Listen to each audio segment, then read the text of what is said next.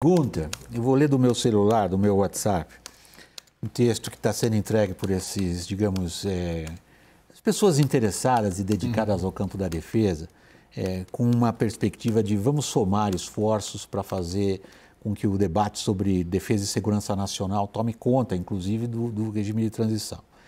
E a demanda que se leva à equipe de transição do presidente eleito Lula é a seguinte: o ministro da Defesa precisaria se posicionar em apoio a projetos estratégicos claramente sustentados, ou seja, cadê a grana?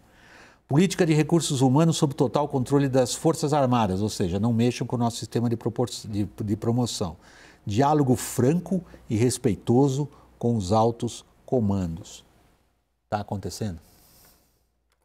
Bom, William, a escolha dessa transição, mudança dos comandantes, mesmo antes da posse, já indica que os militares não vão aceitar nenhuma dessas imposições de controle efetivo do governo. Na verdade, os civis nunca tiveram controle efetivo sobre as Forças Armadas brasileiras, se pegarmos desde a redemocratização.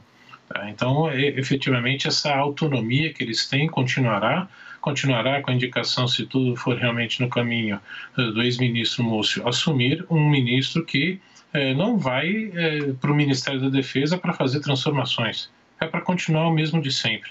E os três principais linhas de programa, né, das três grandes forças, dos três grandes programas, seriam intocáveis e inegociáveis para eles, que seriam o máximo para essa inserção militar brasileira no mundo, né? Só que sem levar em consideração, por exemplo, todas as mudanças que serão necessárias com o aprendizado da guerra da Ucrânia.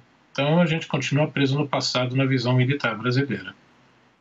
Lorival, por último, o que você acha que o Jake Sullivan vai voltar carregando de recado? O que ele vai ouvir?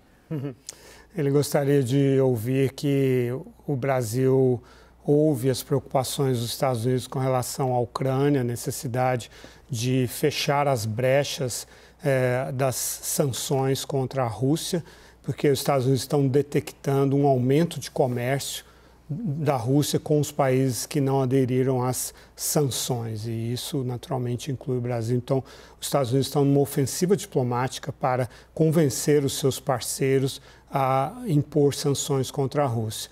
E eu, particularmente, acho que ele vai sair de mãos vazias nesse quesito, William. Exatamente, William. Minha apuração bate com a do Lorival. Eu acho que ele não vai ouvir muita coisa.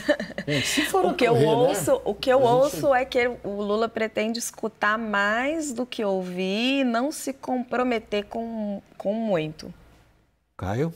Não, só colocar que se ocorrer, né? Porque tem muita dúvida se esse encontro vai ocorrer mesmo agora em dezembro ou se eles vão esperar. Você está falando do Jake Sullivan, sim, parece. Não, o outro.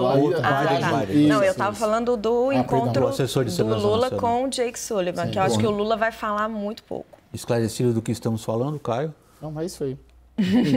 É isso aí o quê? Não, é isso aí. Eu ia colocar que essa questão do Brasil com os Estados Unidos e do novo governo Lula, PT com os Estados Unidos, ela é tão sensível que tem muita gente defendendo que o Lula sequer vá até os Estados Unidos neste ano. Ah, sim.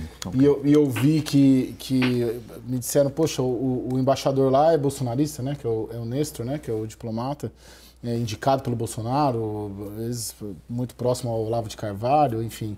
Então tem muita gente ali, a despeito do Haddad ter dito que o Lula irá ou deve ir, muita gente defendendo que espere que ele assuma e que tudo esteja mais claro, tanto no Ministério da Defesa quanto no Ministério das Relações Exteriores. Mas, de novo, essa divisão que a gente estava falando, né? Porque tem um bloco que está dizendo para ele, espera, e tem um outro bloco que está falando, não tem motivo. Sim. Dá para fazer essa reunião antes. Agora, também precisamos conceder que o tempo está curto, né? Bom, a situação é fluida, eu tenho certeza que a gente volta a essa roda. Às vezes política externa e defesa, às vezes o público não é assim tão ligado a esses assuntos. Eu, particularmente, você também sei, pela nossa biografia profissional, e o Gunter também não está aqui à toa, é um acadêmico com um trânsito muito forte nessa área de política nacional, de segurança e de defesa. De vez em quando a gente acha que é nossa obrigação trazer isso ao público.